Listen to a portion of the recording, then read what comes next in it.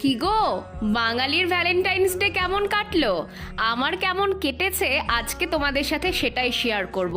জানো তো, চুলে একটা ফুল লাগানোর জন্য একটু ফুলের দোকানে গেছিলাম। বাপরে বাপ, একটা গোলাপের দাম 100 টাকা, 25 টাকার নিচে কোনো ফুল ছিল না দোকানে। না না, এটা কিন্তু বৃষ্টি নয় ভাই, এটা ছিল সিঙ্গেলদের চোখের জল। যাই হোক, কথা বলতে বলতে ভিজতে ভিজতে পৌঁছে গেলাম আমাদের কলেজে। মায়ের মুখটা কি সুন্দর না? আচ্ছা আচ্ছা, তোমরা ভাবছো আমাকে কখন দেখবে। এই যে চলে এসেছি তোমাদের সামনে। পরেছিলাম মায়ের একটা জামদানি শাড়ি আর সাথে হাকোবা ব্লাউজ।